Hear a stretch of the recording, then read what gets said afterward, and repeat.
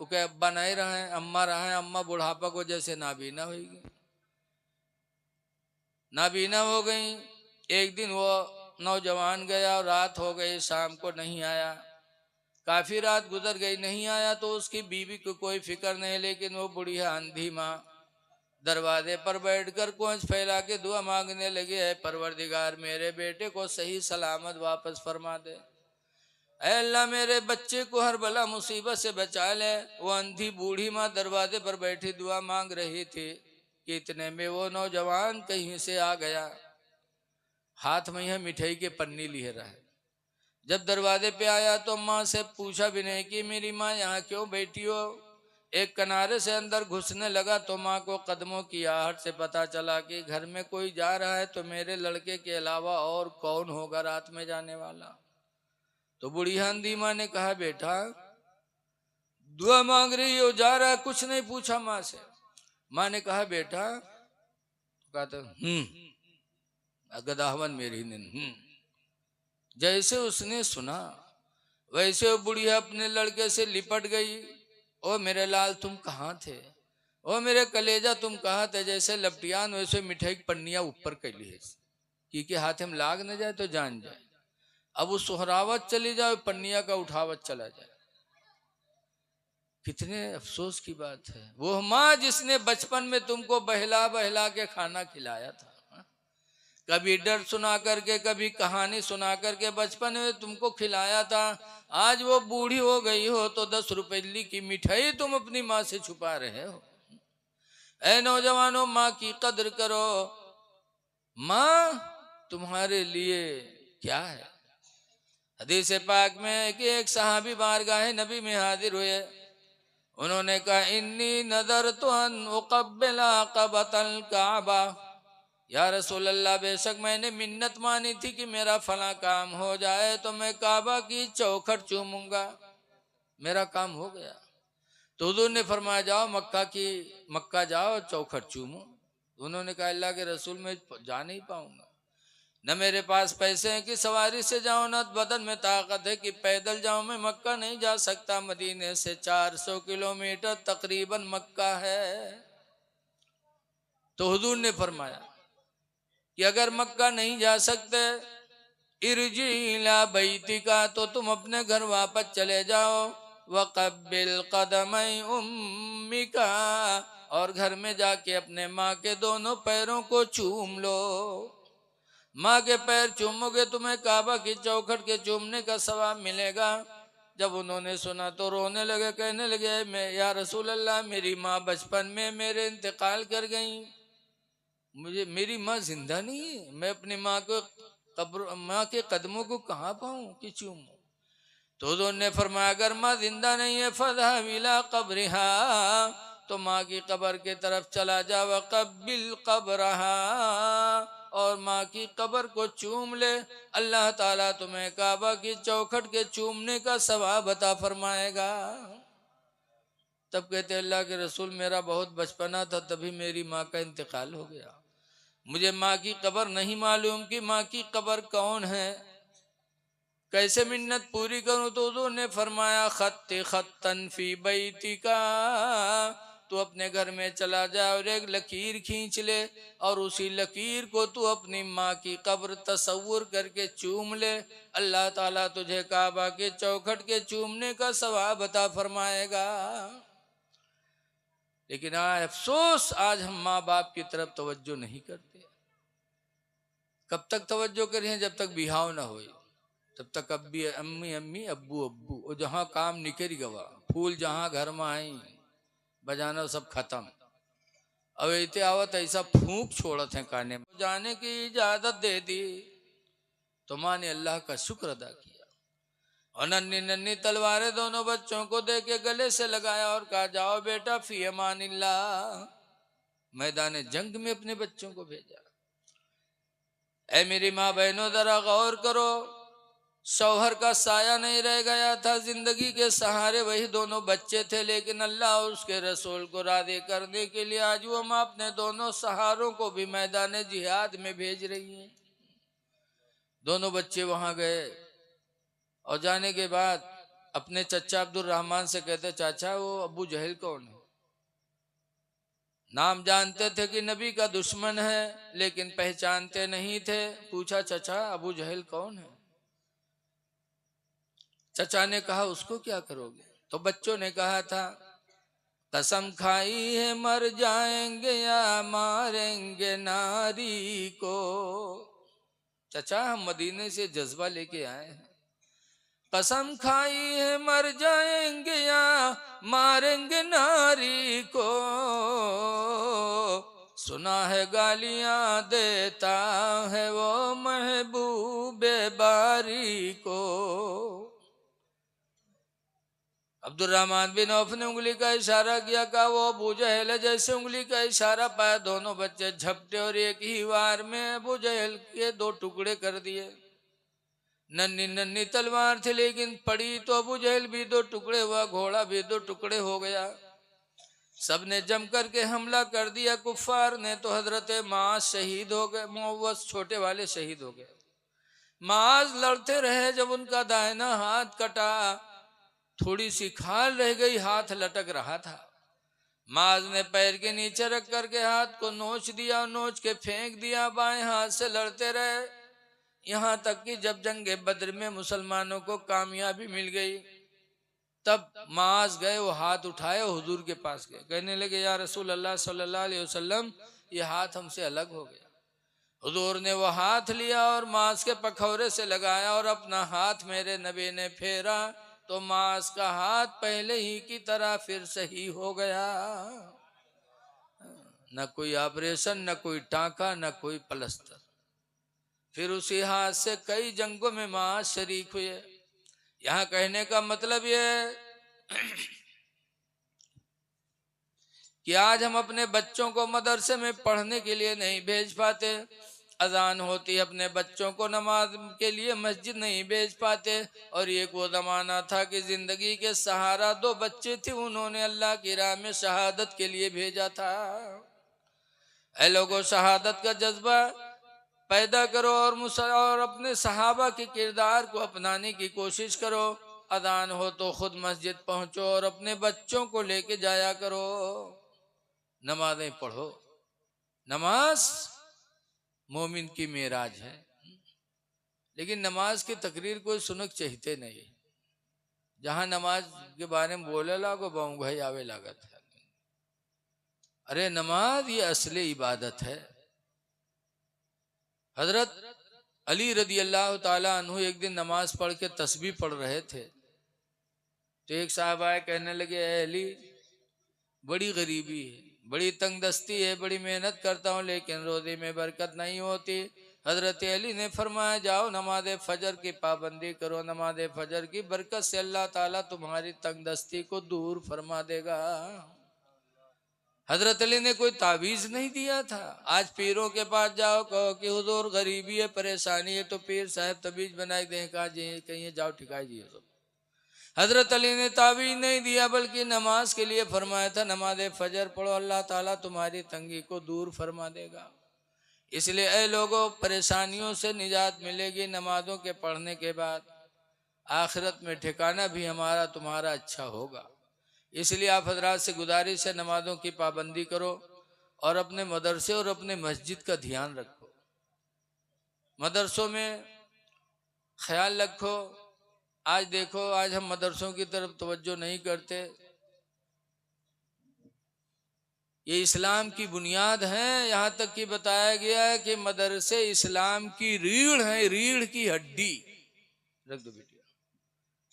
जैसे रीढ़ की हड्डी सही है तो बदन सही, रीढ़ की हड्डी कमजोर तो बदन कमजोर। ऐसे जब तक मदरसा सही सलामत रहेगा तो हमारा आपका ईमान सब कुछ सलामत नहीं जाएगा। साहबे किराम ने जब सुना तो पूछा, अल्लाह के रसूल, कातिल तो जानते हैं, जानी भी जानते हैं, लेकिन दयूस कौन है? तो उन्होंने फरमाया था, दयूस वो इंसान है जो अपनी माँ बहन बेटी को बेपर्दा घुमाए, वो दयूस है। और दयूस जन्नत में नहीं जाएगा।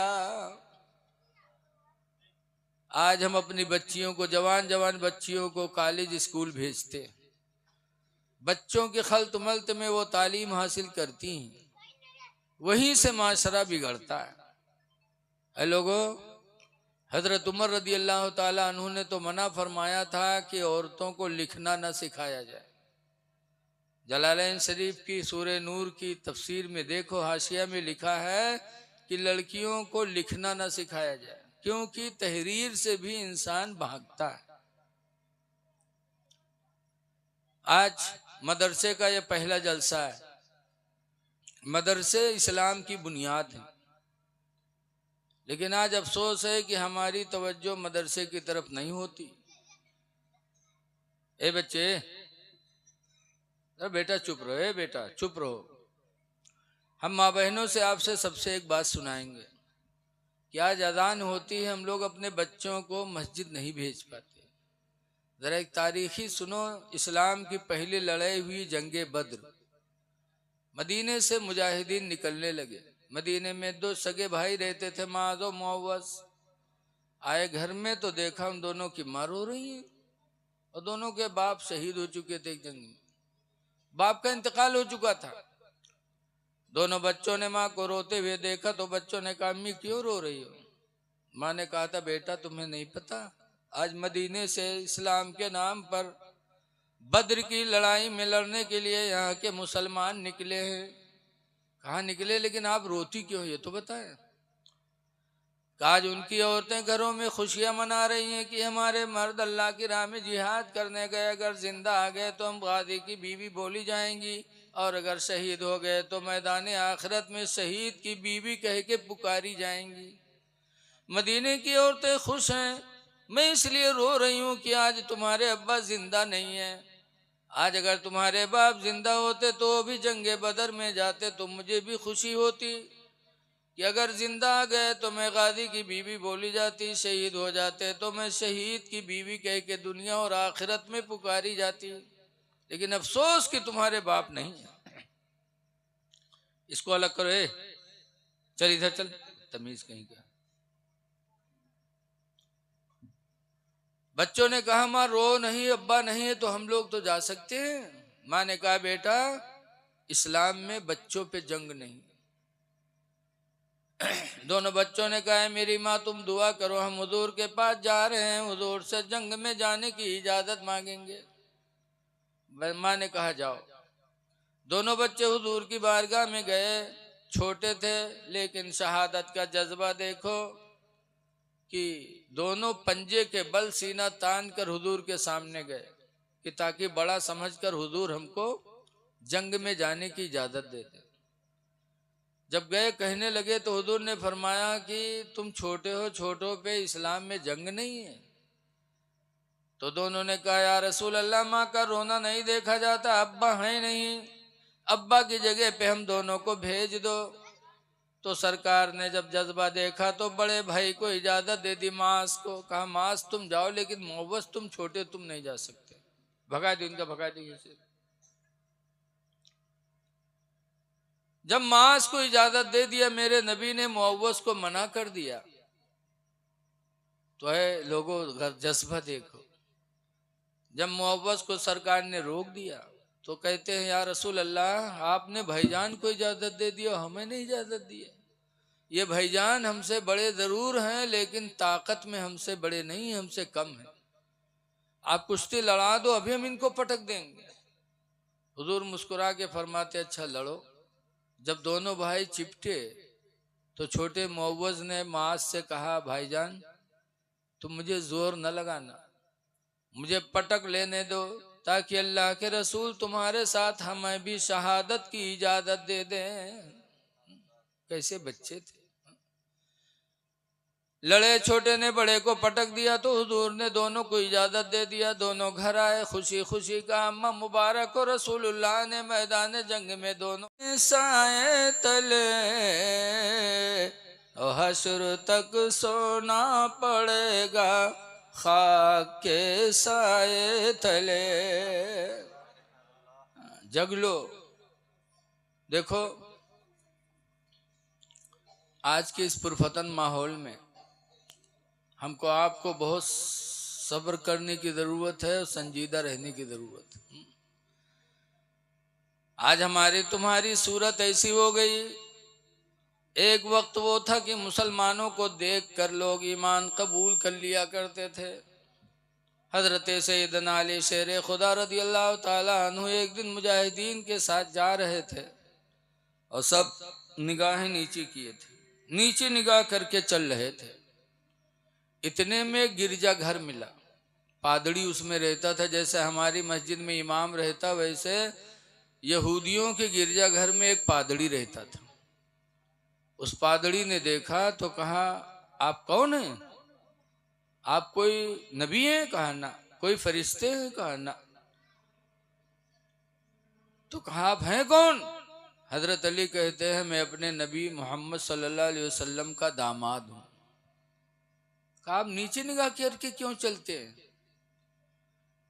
तो हजरत अली ने फरमाया था, मैं निगाह इसलिए नीचे करके चलता हूं कि जिस नबी पर मैं ईमान लाया हूं उसी नबी पर कुरान उतरा है।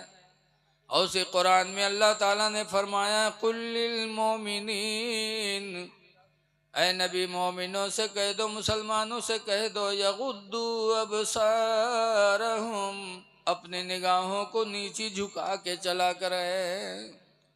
कुरान कहता है कि बंदा चले तो उसकी निगाह नीची हो, इसलिए हम नीचे करके चलते हैं।